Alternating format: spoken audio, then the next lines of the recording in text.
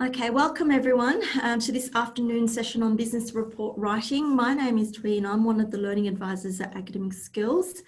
If you've got questions, as I was saying, please post them on chat and I'll be able to see them and read them out loud. I won't be identifying anyone at all.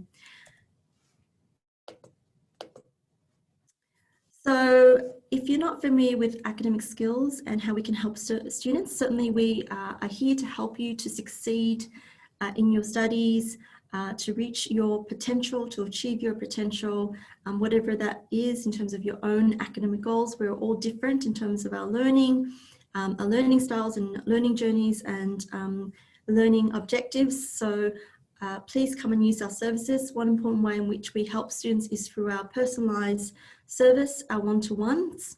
So we have different levels of assistance here. If you've got a quick question, it's a good idea to come and talk to one of our peer writers. These are our coursework students who've been there, done that, and can really provide you with helpful advice. And you can come and ask them a quick question, referencing question, for instance. So those questions that can be dealt with between 10 and 15 minutes, and their writing peer writers will be available throughout the semester over in the Chifley Library or over Zoom between the hours of 11 to 1 p.m. If you would like to talk to a writing coach or learning advisor, make a booked appointments to discuss your assignment. Say, for example, you would like feedback on your report, whether it's individual report or group report, please feel free to make an appointment with the writing coach or learning advisor. So writing coaches appointments are for 30 minutes. So if you've got something like an outline of your report or an introduction or executive summary or an aspect of the report that you wish to discuss and you don't need to submit your work beforehand, you can just bring that along. If you're seeing the writing coach in person on campus or over Zoom, you can share your screen with them and they will be able to provide you with feedback. For longer appointments, 45-minute booked appointments, we'll be able to review your work before you come and see us. And we can again have the appointment either via Zoom or in person on campus, covered meeting, and we also offer written feedback. So we're available throughout the year and please come and see us. Okay, so let's start the conversation by discussing what are the key characteristics of a good report. So if for those of you who have had experience writing reports in the past, when you've done well or have had feedback on your report, what are some of the things that your markers tend to comment on? What are they looking for when they're marking your report? Would anyone like to share in the chat?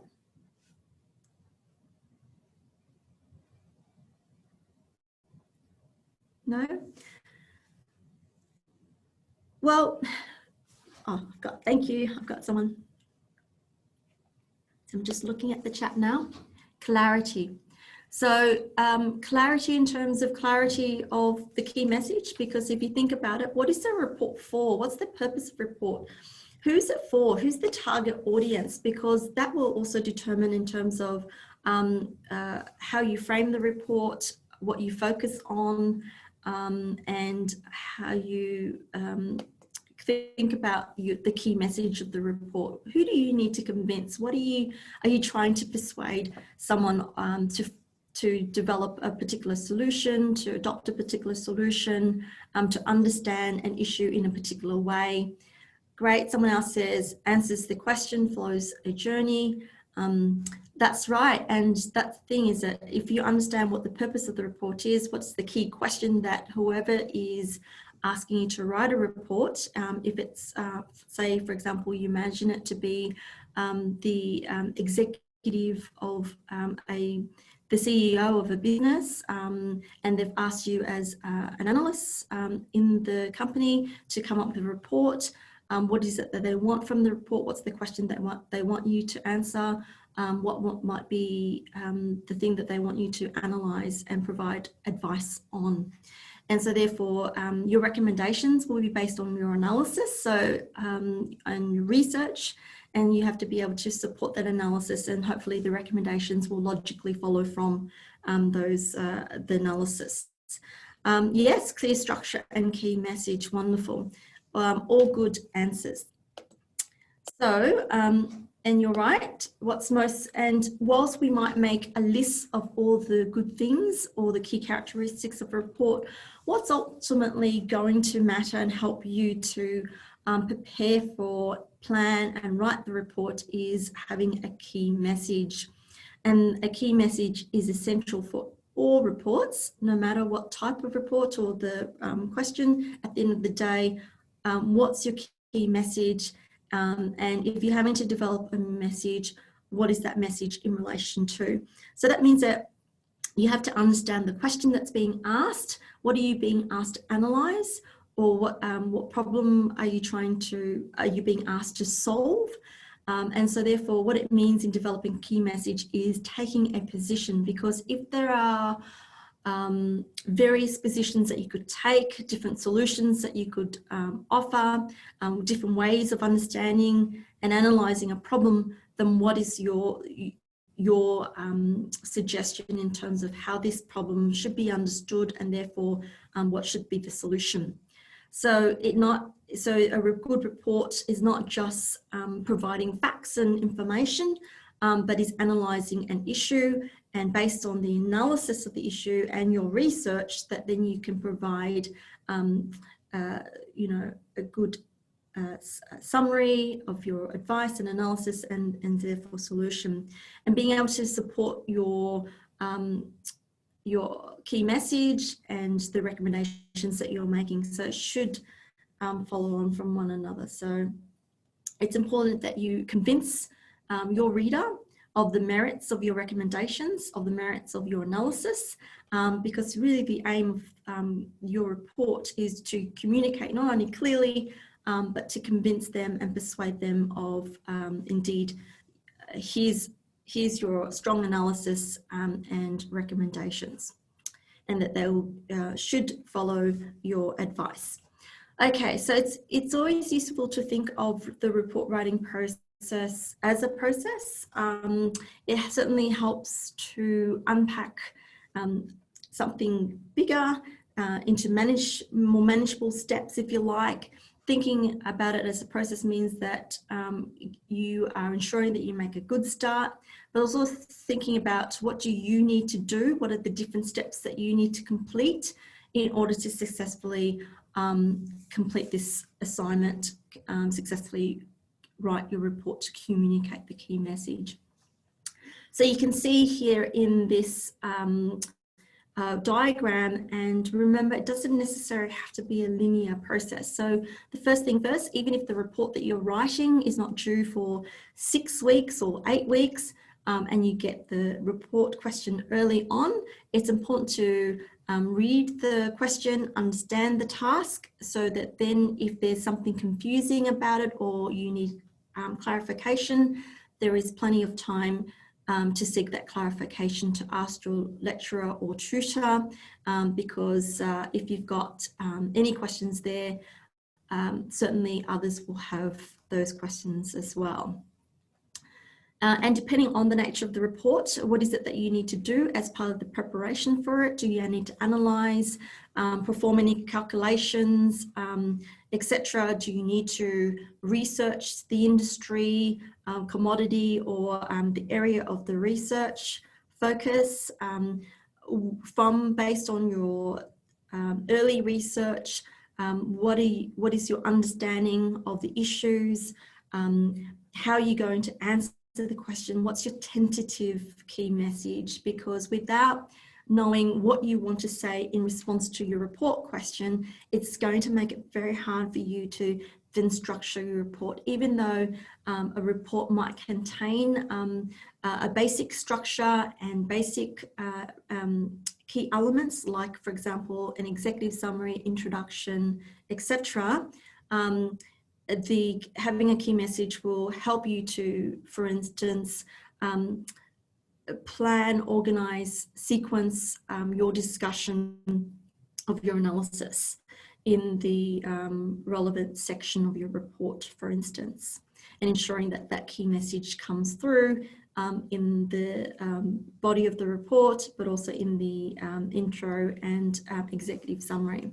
So it's important that you don't leave the writing to the last minute, and see the writing as also a process of thinking through your ideas to see whether the ideas are strong based on the research that you've conducted. If not, then you've got time to conduct further research. It means that you can pick up on things, so problems earlier on, and all good work is the result of students refining and polishing their work. So the process of editing your work, redrafting, finding stronger evidence to support the key message, etc., will allow you to submit a stronger report. So don't underestimate how long the process is. And also you probably want to build in to that time so that you can see and make an appointment with a writing coach or a learning advisor to provide you with feedback on a report. Now, if it's a group report, it might take a little longer because you need to be able to coordinate with each other to get together and analyse the issues and come up with the key message and agree on a plan, and to then write up and edit the work. So you need to give yourselves plenty of time to be able to coordinate with each other. Okay, so if we're saying that a good report has to have a key message, the first step is really to understand the task, and that's unpacking the question, breaking it down, asking yourself, what at the end of the day, what do you have to develop a key message in relation to? Because we've seen a number of report instructions and they can be quite detailed and lengthy, and there's lots of questions that guide you, and some of those questions are going to be more important for helping you in terms of the process of the research and thinking about the answer, but not necessarily the focus for your report's key message. So you have to be able to identify what's the most important question that underpins this report that you're writing, for instance. So what's the problem that you're actually being asked to solve, or what are you being asked to analyse? And what are you supposed to be developing a key message in relation to? And I have this example, and it comes from a first year business reporting and analysis course. And you can see here that there are very specific instructions. There are some certainly in terms of an outline of what you should do. So here, prepare a report to a potential investor. So the audience of your report is the investor who is considering investing in Navitas, so a company. In this report, you should do the following, okay? Assess the Navitas Limited's financial strengths and weaknesses. After you've interpreted and analysed at least 3 years annual reports and compared it using ratio analysis, looking at the relevant industry statistics, analysing any relevant stock exchange or market information. So there's a lot of calculations and analysis going on here. So looking at relevant media information, as well as gathering relevant information that you think is important to your analysis. So here are really about your sources of information, what information you need to analyse, and what calculations you may need to make. And then, so that's question one, really, or task one. Task two is state with reasons whether or not the investor should invest. And three, identify limitations of your analysis and any additional information that you would require to improve your analysis over a particular period specified. So from this example, what would you say is really the key question that you should be really focusing on in terms of developing a key message?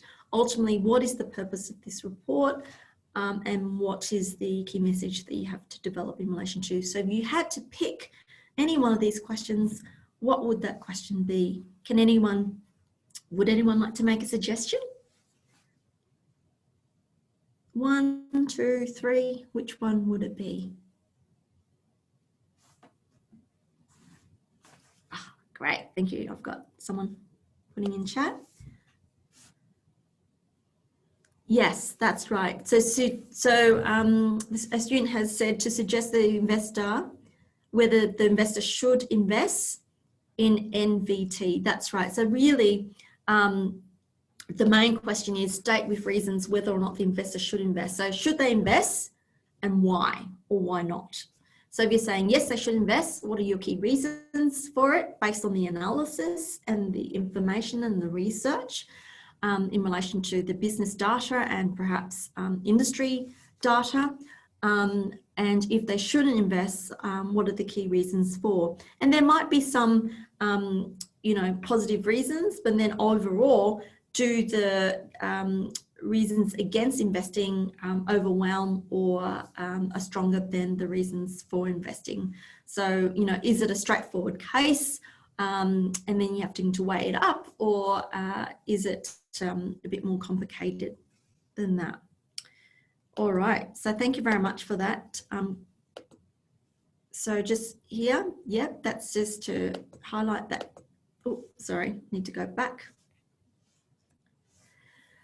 So when it comes to analysis, again, as I was saying, it really depends on what report you've been asked to write on, what the purpose of the report is, what area that you're looking at.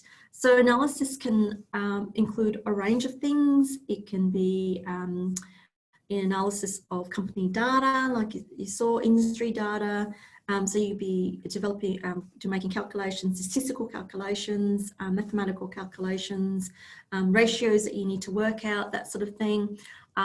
It could also be analysing the state of the industry, getting information from government data, relevant websites, anything like that, that could be a good source of information. But the best place to start is always with your course outline. Have a look to see, in relation to this particular topic, this week's topic or two, what are the readings that have been provided? Maybe that's a good place to start, is with your course core readings, because then that would help inform and provide some context for the assignment that you're undertaking, and then going beyond that to find new sources of information and relevant sources of information. Now at ANU, you have access to a lot of information, so it's important to have develop some good strategies and tools for ensuring that you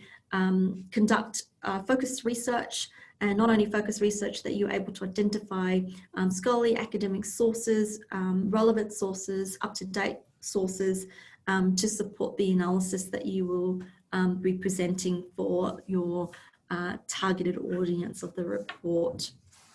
Okay. So yeah, and you'll be drawing on journal articles and media reports because it might be on a topic or issue or company that's come into recent focus for various reasons, and there might be some really up-to-date information there. Okay, so for example, if you were doing a report about Bitcoin and other types like it, for instance, and then, at the end of the day, what specifically about that issue? Cryptocurrency, I should say. Right, so there are there's different types of academic sources, and there may be many different sorts of information, like I said earlier.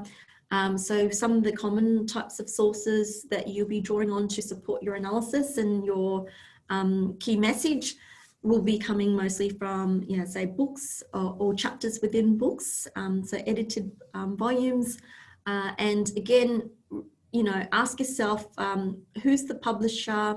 Who are the authors? Are they academics? Do they have a good reputation? Are there any biases too? Are the contributions peer-reviewed, etc.? Same with journal articles as well.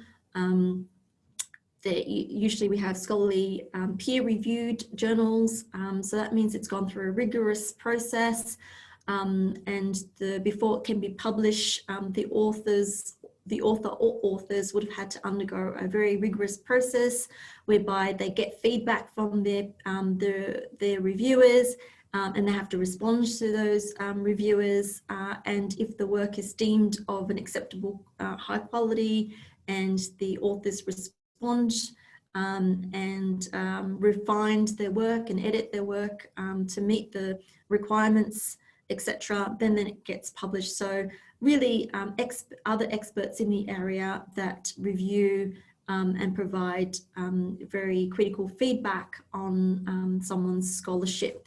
So if it gets published and in a journal that is recognised and has a good reputation, for instance, then, you know, then that would be a good solid source of information. There are other, you know, government reports can be also good sources of information. Again, it depends, but you need to ask, are there any biases, particularly in relation to, you know, current information. So it could be a good source of that, but yeah, just be aware of any biases. Same with newspaper articles, they can be a great source of current information and data and statistics. But again, where is the information coming from? Is it the Wall Street Journal? Is it a newspaper with a good reputation, or is it one of those ones that are questionable and more sort of popularized newspapers, etc. And again, some websites like industry websites can be also good sources of information. Again, just ask yourself, are there any biases? Who are the researchers? Oh, sorry about this. I'm in the library. Good afternoon. The information desk will be closing in 30 minutes. Chifley Library will remain accessible 24 hours a day.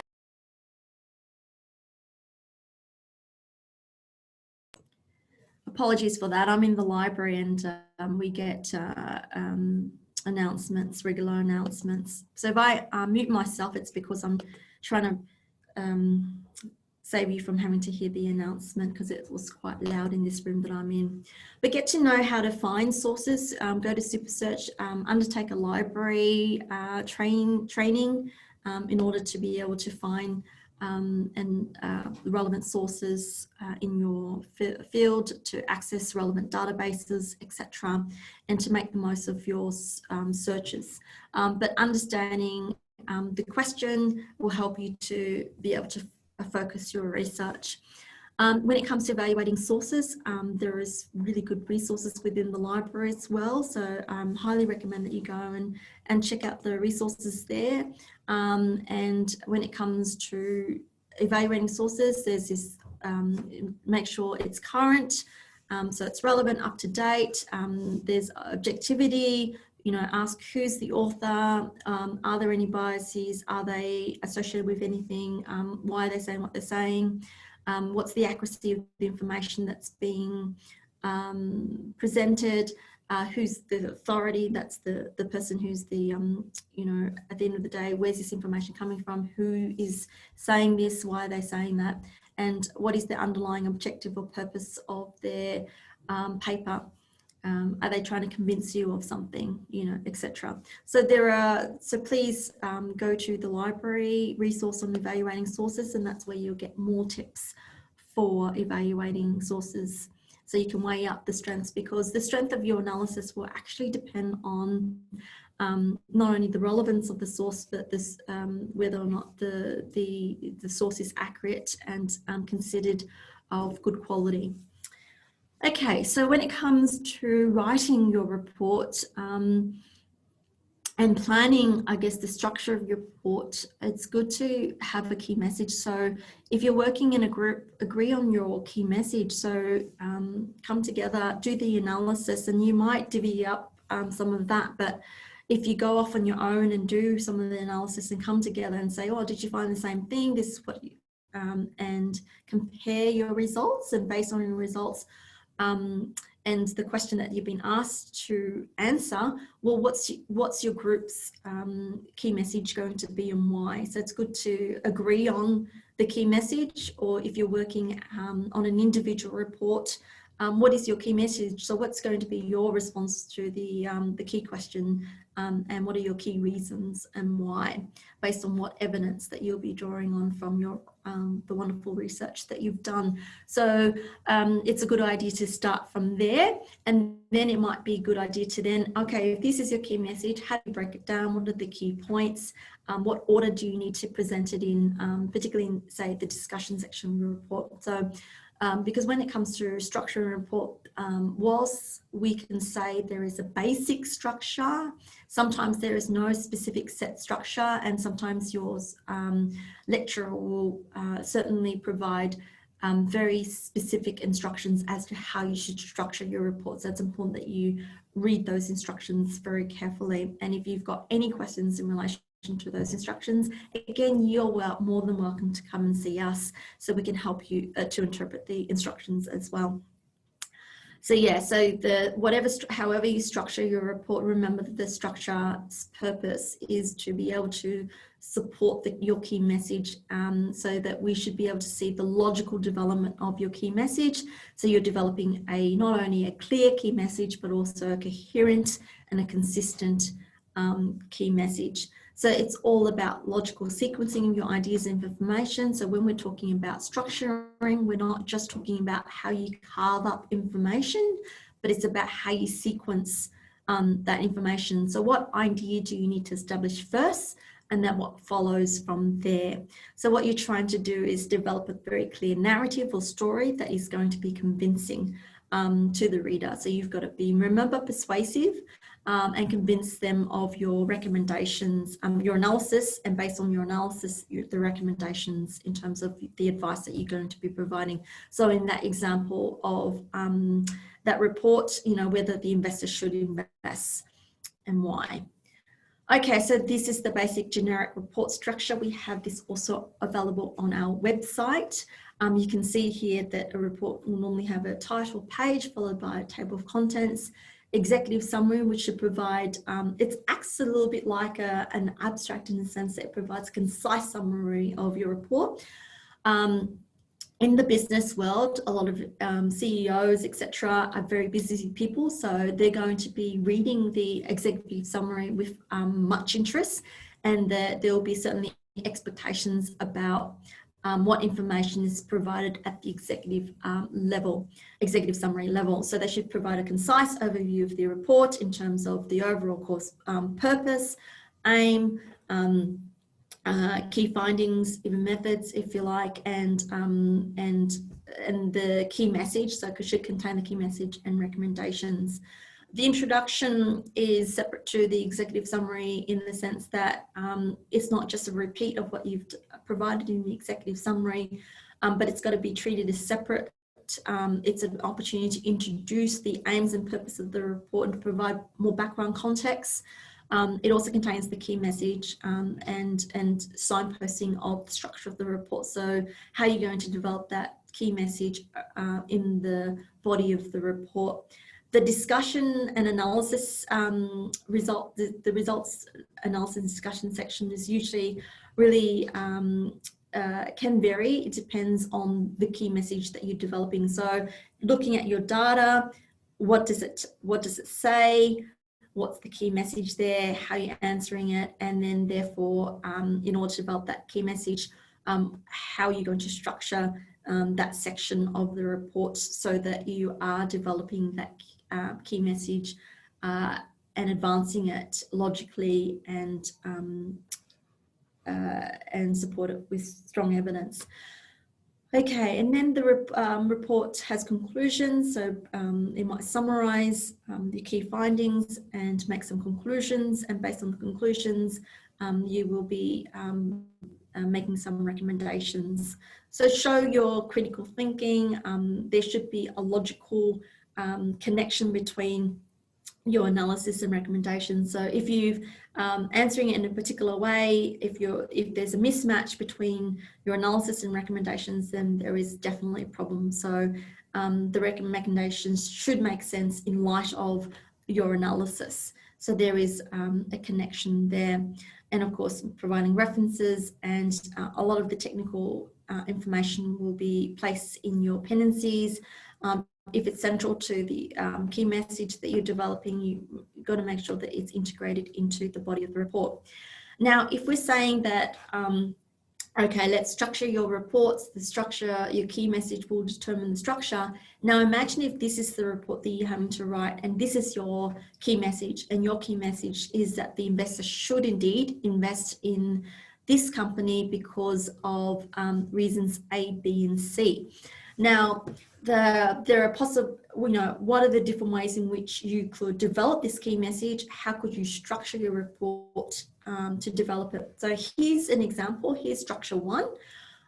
What do you think about this structure? Does it work? And would you employ this structure? Or would you think of a different structure that will best develop the key message?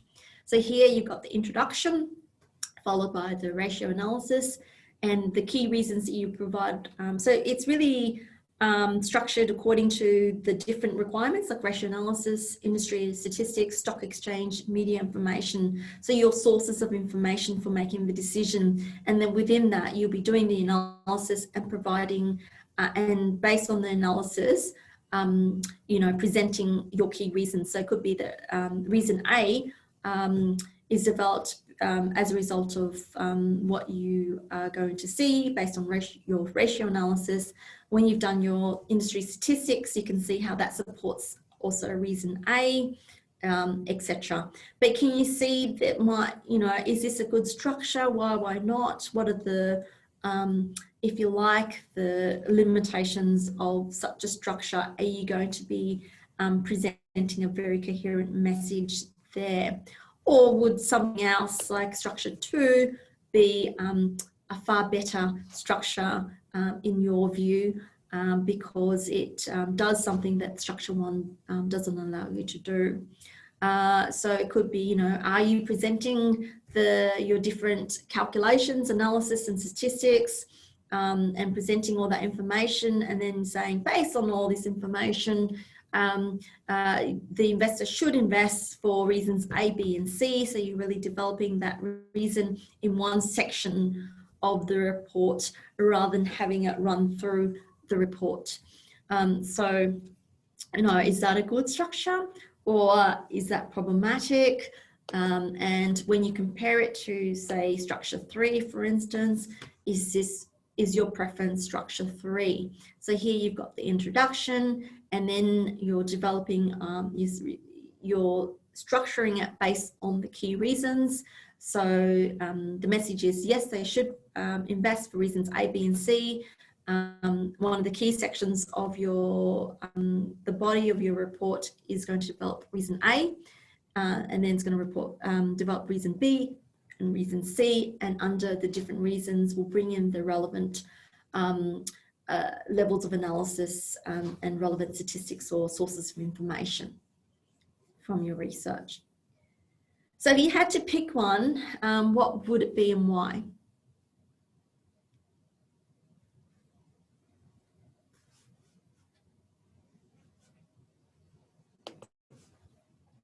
Three. Great. And is there a reason why you picked 3?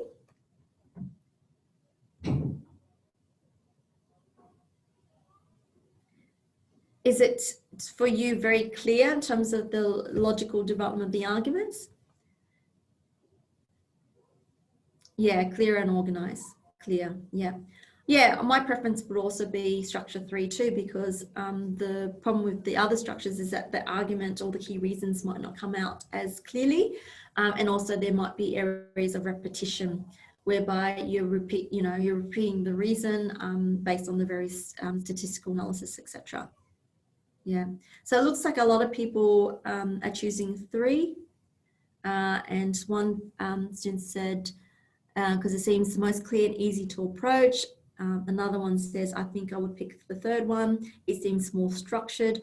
I enforce my opinion throughout the data and would feel relevant and interesting. Yeah. Okay. So at university, we tend to favour the word or prefer the word argument than opinion. I guess the reason is because out there in the world, when we talk about opinions, everyone can have an opinion. Whereas in the academic scholarly context, when we talk about an argument or key message, it's based on the research that you've done. So it's not just an opinion that you have, but on the argument that you're making. What would you find in media information? Thank you. Yeah, it depends on the topic of interest, because if you're writing a report on, should mums and dads or should people invest in cryptocurrencies and what kind of cryptocurrencies, etc., right? You know, what are the risks? Do the benefits outweigh the risk, etc. And there's a lot of current information at the moment in the media, and certainly you can get probably reports on the fluctuations and the movements and trends and developments, and also some really good research and analysis from experts in the field, and they might have very specific views about you know, cryptocurrencies and so on. So yeah, media information would be relevant depending on your topic, and like I said, it can be a really good source of current up-to-date information, but again it depends on what media information, because not all media is equal, right? There are going to be media outlets and area that will be more reputable than others. So, you know, does anyone read The Business, The Economist, for instance, or the Financial Review? I mean, those can be good sources of information about industries, businesses, what's happening in the stock exchange, the markets, and, you know, what are the trends, and there will be certainly discussions about, you know, what people are investing in. It could be concerns about commodities and what's happening in the property market and so on. So it really depends on the topic and the issue that you're looking in, yeah? Okay, so when it comes to writing the paper, I'm now going to move into more the nitty-gritties of writing up the report. Certainly what would help you to focus on writing a really good paper would be, again, starting with your key message, setting up your key message in the introduction, and making sure that you're developing your key message in your sections and at the topic sentence level. So when it comes to academic writing, we tend to write in terms of units of paragraph. So they're units of structure, and the first sentence of the paragraph is what we call a topic sentence. And the topic sentence, if done well, should indicate the main idea of the paragraph, and that main idea, so the main point of your paragraph, should be relevant for developing the overall argument. So or the key message. So if you've got a point that you're trying to make, but then you go, well, how is this point relevant to advancing your key message? If it's not, then that means that it's not relevant. You can't justify it. You need to cut that point. For some of you, when you're during the drafting process, it could be that you've, after you've written your, say, paragraph, and as you're writing it, you finally come to, oh, sorry. Good afternoon. The information desk.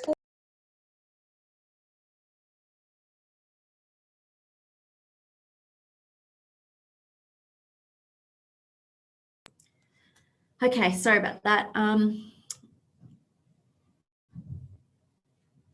So I'm just muting myself now. Okay. So it could be that the point that you really want to make is buried in the middle of a paragraph somewhere. So if that's the case, then, and you know, sometimes it happens, right? The process of constructing a paragraph means that you're thinking through your ideas and you're clarifying your ideas.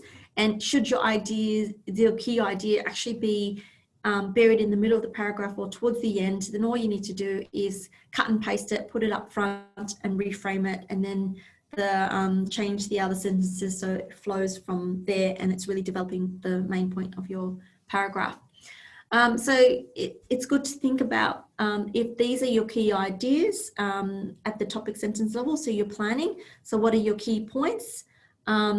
What are the different steps or different points that you need to make in order to develop this key message? Once you're happy with the points that you're making and the order in which you're making them, then you can start to turn them into topic sentences. And then thinking about, okay, in order to develop this topic sentence, what do I need to do? Do I need to explain things, define the concept? Do I need to bring in this source of evidence? And how does that piece of evidence support the points that you're trying to make at the paragraph level?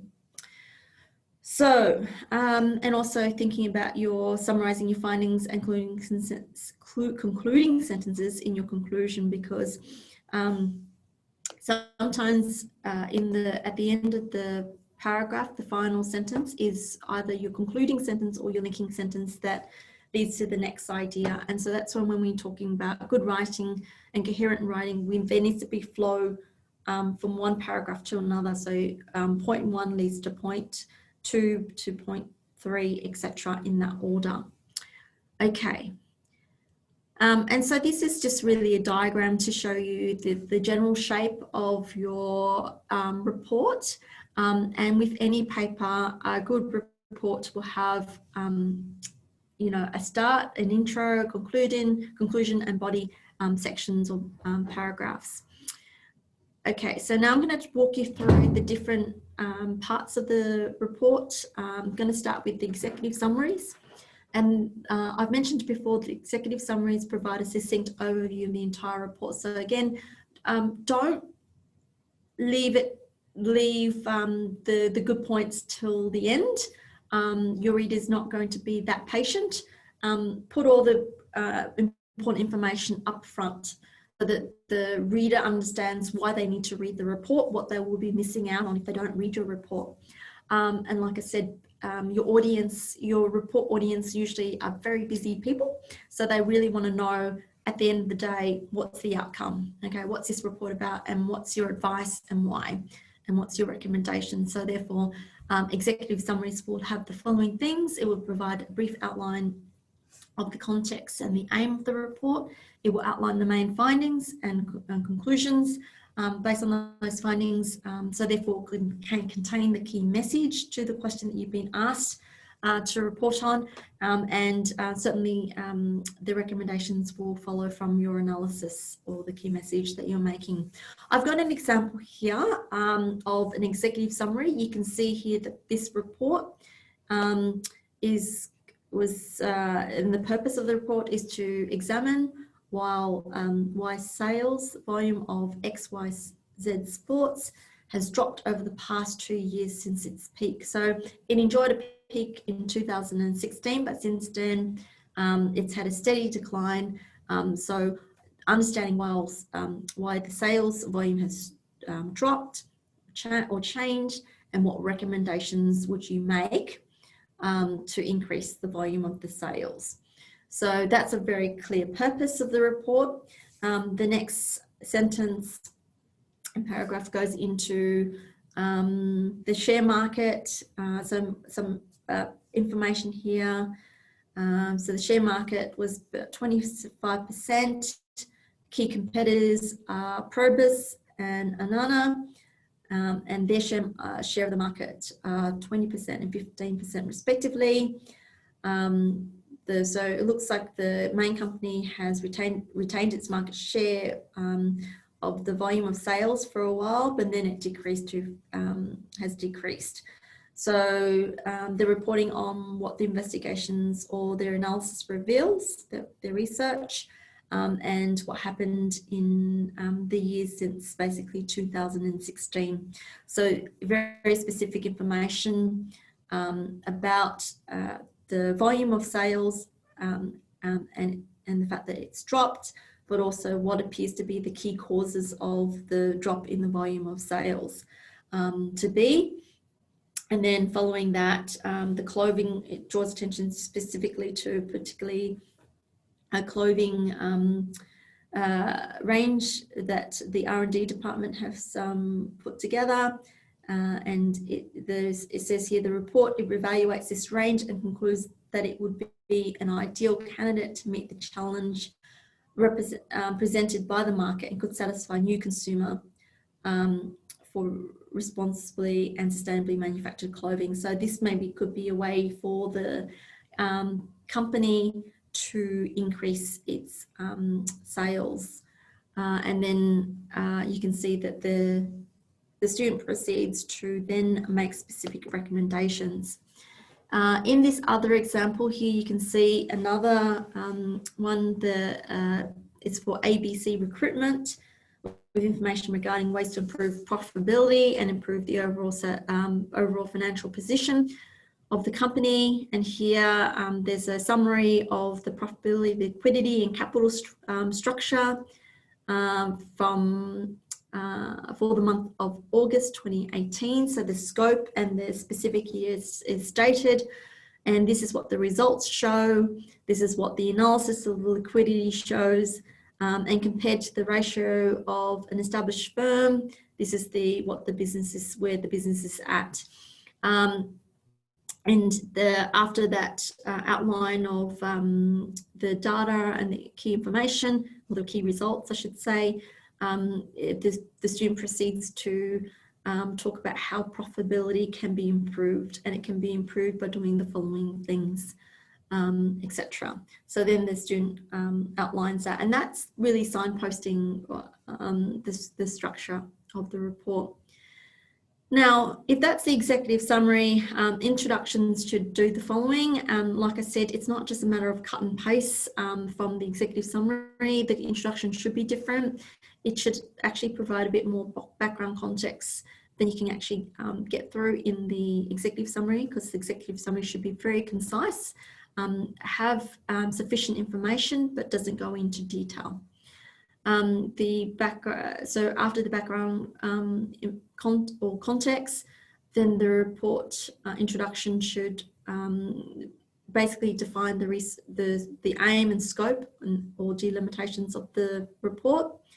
It should certainly state the key message or suggest a solution or response to the question, and signpost the structure of the report, so how you're going to develop your report's key message. And sometimes the structure of the report can actually be implicit rather than explicit. Now, it really depends on what points you make earlier and the order in which you make it. If you made it very clear, then that's what we call implicit signposting rather than explicit signposting. And when you've got only limited word count to work within, then every word that you can save, then you certainly can save there. Okay, so here's an example from this paragraph of what the background or context might look like. So in this opening statement, this report's prepared for ABC recruitment and the requests. That's what we would consider, okay, background context. The next statement, ABC recruitment is newly established and the owner is seeking advice on how to improve the business at this early stage. That indicates the clear purpose or aim of the report, so what the report is for. And in purple here is an indication of the key message of the report. So the key message is an examination of the profitability, liquidity, and capital structure of the ABC recruitment for the month of August 2005 shows that the company has a low net profit ratio. I think previously, I think it said something about 2018, so that might be a mistake there. Okay, so, and what are the different ways to improve its overall financial position? So there is hope there that the company can still improve its overall financial position. And here's the outline of the report. As I said here, this would be more sort of integrated in your response, and therefore it's more implicit because of what you say and the order in which you say it. So improve by introducing an incentive-based wage scheme and reducing other expenses. It is also suggested that ABC recruitment focus on advertising to establish a brand and look to managing its debtors to improve its overall financial position. So you can see there that that's what we would consider an outline. So in relation to the body of the report, now that you've got the executive summary, you've got the introduction, really the focus of the body of the report should be about advancing and justifying advancing your key message and justifying your recommendations. So ultimately it should lead to your recommendations. Your recommendations should make sense based on your analysis, as I was saying before. So the body should present your key findings, is based on evidence, and it is going to make sure that whatever you discuss is going to be very concise. Again, it depends on your word limit, and making sure that you put things that, whilst relevant to, say, the calculations you made, etc., but not totally relevant for the actual arguments that you're making.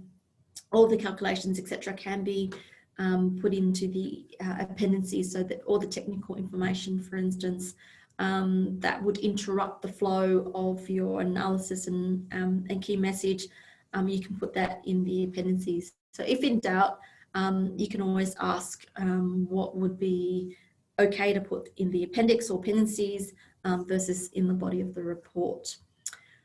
Okay, so because you might have a summary table which summarizes the key findings and the data and might show particular trends, and that could be based on some raw analysis that you could provide in the appendix to your report. Okay, so organizing the body of the report, as I was saying earlier, it's really good idea to kind of break down your report into the key points, and here it's important you make a distinction between the macro points that you're going to be developing in your key sections and the sub points that are about, really the evidence and the detail that supports the points that you want to make. So just say, if you've got a key message, if you were to break down that key message, there might be 4 key points. And in relation to develop key point 1, what might be your sub points?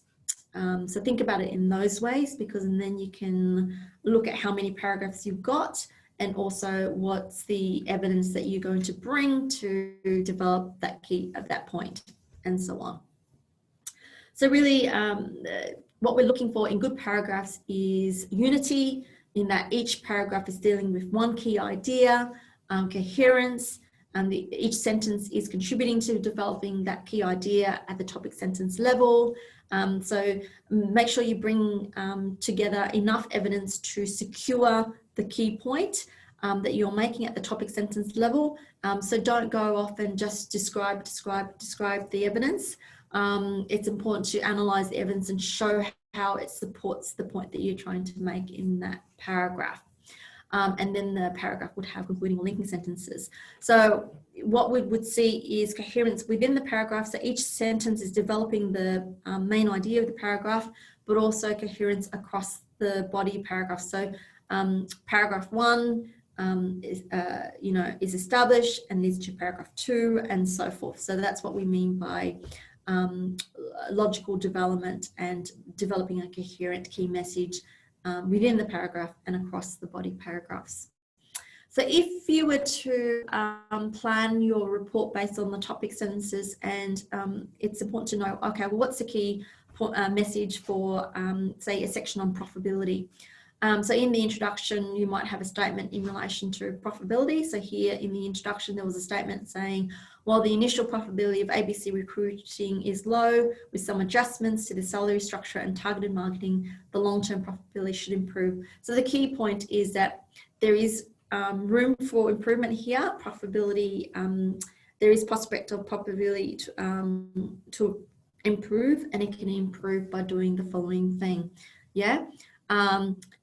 So that means adjusting to salary structure, and then marketing. So let's have a look at, and these are just topic sentences for the section of on profitability. So you can just imagine this is the first sentence of the paragraph. So here we've got 1, 2, 3, 4 paragraphs, and these are just the topic sentences. So can you see the line of argument being developed here? Can you see the message being developed here? So ABC's recruitment initial net profit is low, which is making that key point that you made earlier in the introduction, and that point is made, so therefore it needs to be developed and with supporting evidence in the first paragraph.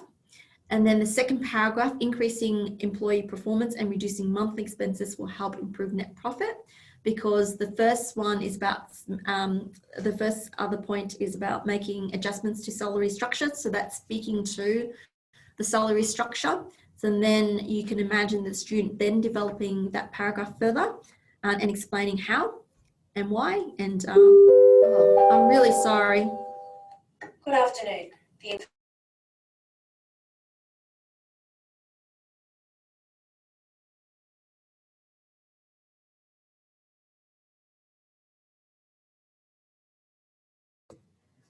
Okay, thanks everyone, and thanks for sticking with me. I'll try and wrap it up very soon. So then the third paragraph is about the marketing aspect. So we move from the salary structure point to the targeting the market, and then overall higher profits can be expected in future, because what the student is trying to say, that if we do all these things, then future profitability should improve. And so you can see how they're going to be developing that overall point in the body paragraphs, and that's going to strengthen their argument and analysis. Okay, so really the point that I was trying to make there is you can really plan and organize your reports via topic sentences. Don't underestimate the value of topic sentences to ensuring that you stay on target, focus, and that each paragraph is contributing to your developing the key message of your report, so it's not going to be wasted time at all. So I really encourage you to do that level of planning before you go off and write up your report. And it's also a good opportunity to get some feedback too, to see if you're on the right track. So this is really, when we look at paragraphing, you can imagine it to be like a hamburger. The topic sentence is the bun at the top, and then you got the concluding or linking sentence, which is the other bun, which is holding together the ingredients. And the strength of your paragraph will depend on the ingredients that you bring to the table, so the strength of the evidence to support the point that you're trying to make in that paragraph. And you can see here that this hamburger is a good size, manageable, lots of different ingredients that are going to contribute to making a nice hamburger. But if you've got a very overly stuffed hamburger, it may mean that you have too many ideas, or that you are just simply describing your evidence quite a lot, rather than using your evidence to develop the argument or the point that you're trying to make in that paragraph. So we use it as an analogy for good paragraphing. Hopefully that works for you.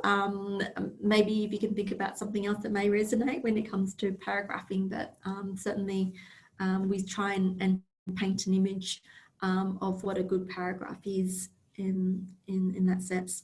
So ultimately, your evidence will come from your analysis of the data, computations, etc., from the research of academic sources like journal articles, etc., and they're going to constitute your supporting, mainly your supporting evidence that you'll bring to develop your key message. So really, when it comes to presenting your analysis, think about how best to present your results. Like I said, do you need to put it in a table, in a graph? How are you going to, are you trying to demonstrate a trend here? So if a graph might be better than a table, because a table contains all this data. So what's the most important information there? And it doesn't allow you to show or demonstrate trends. So make it clear where the data comes from, reference your work, provide citations. Any formulas or long calculations can be placed in the appendices, as I was saying before. And when it comes to incorporating sources into your report to support and develop your key message, when it comes to drawing on academic sources, you'll be quoting directly from the source, but when you do, make sure you quote sparingly and don't let the quote speak for itself. Always introduce the quote, put quotation marks on it. If you're going to make any changes that are legitimate, make sure that you understand the rules for quoting. Paraphrasing, summarizing, synthesizing. Can I just say it's important to go to our workshop on using sources on Thursday. So for more tips and strategies there, please go to that workshop. Now, this is an example of a paragraph, and you can see here the topic sentences: targeted marketing of ABC's recruitment services will also help to improve performance. So that's a key idea that you want to implant in the reader, so they will not forget. And then the other sentences that follows from that topic sentence are really what we call topic supporting sentences. So so providing evidence and analysis to support the point at the topic sentence level. And you can see here statistics are drawn on, a particular academic source, French et al. Is drawn on 2014.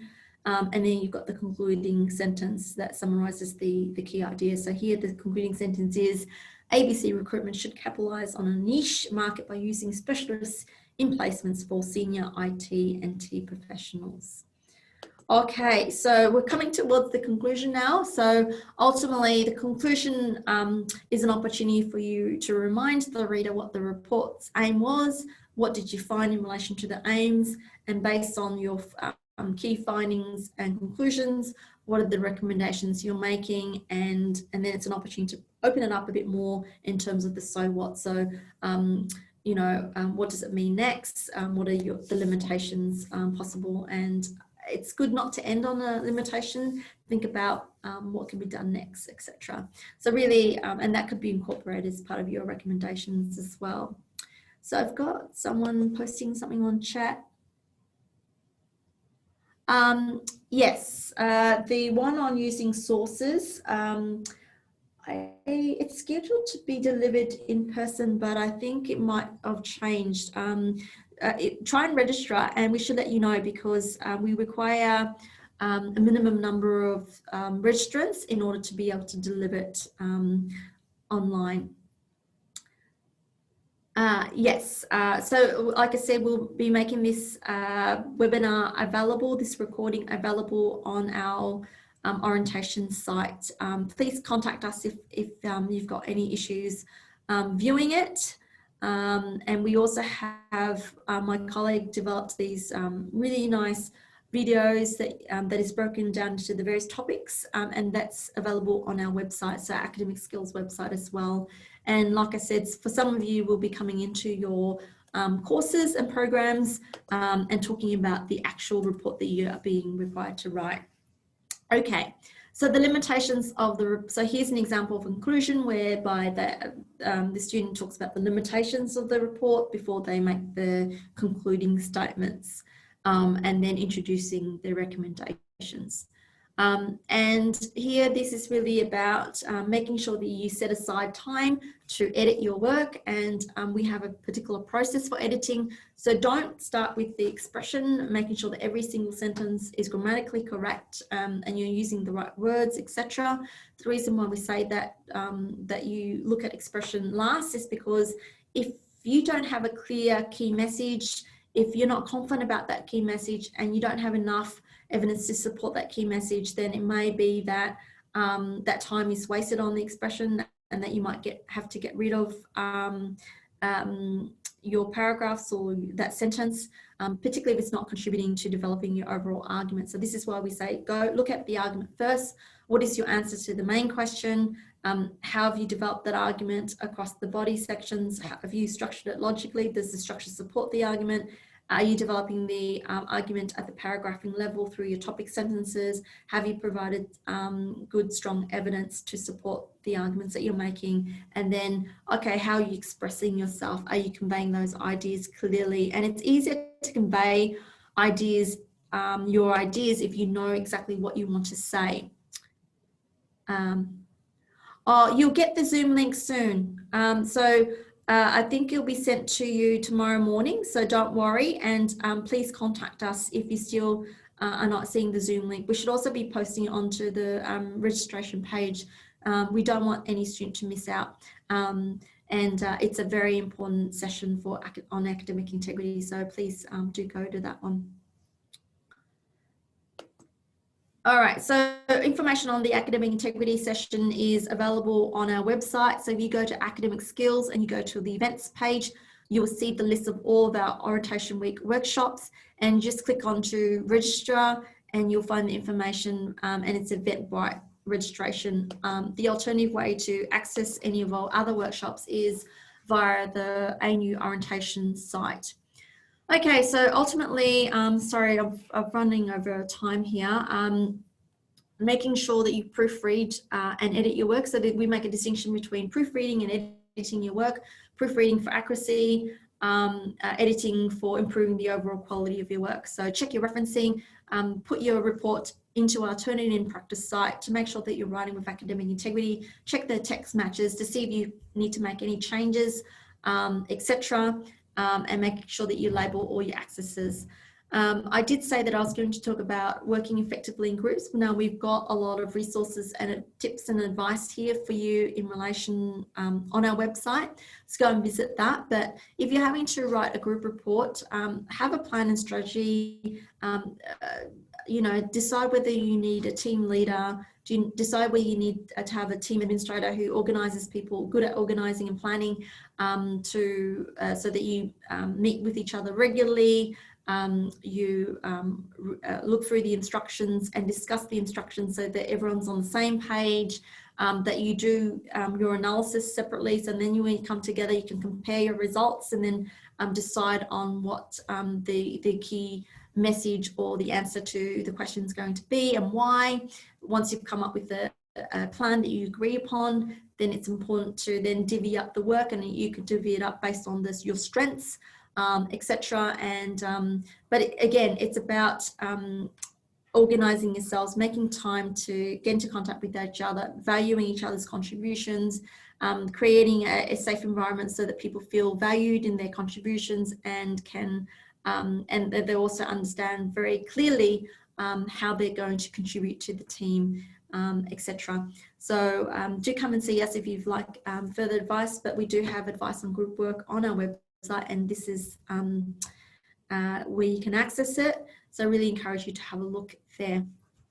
Okay, so that's business report writing, and please come and see us if you've got a quick question. Come to our peer writing drop-ins. If you'd like to see if you're on the right track and you'd like to get some feedback on your report outline or executive summary or introduction, make an appointment with a writing coach. Those are our 30-minute appointments. And then we've got the learning advisors such as myself. If you've got a full report that you'd like to get feedback on. And again, we can give you back via Zoom, in person on campus, COVID permitting, or via written feedback. So please make the most of our service. We are free and confidential service. So if you're an ANU student, there's a lot of support available to you. So I really encourage you to come and see us. We'd love to see you. We also have the English conversation groups during the semester. They're available in person in the Mari Ray Teaching Centre or via Zoom on the following days. It's just about helping you to connect with others, to practice speaking in English, to have some fun and games, so that then it improves your fluency with speaking in English and also your confidence, and that has shown to improve also your writing. Thank you very much for being with me this afternoon and staying on till the end. And I thank you for your posts on chats. It's been lovely to engage with you, and hope to see you at Academic Skills. So take care, and all the best for a wonderful and productive semester. Thanks, everyone. I'm going to stop the recording now. So and I'm happy to hang around if you've got any specific questions you would like to ask me. So I'm just going to find a way in which I can stop the recording. So.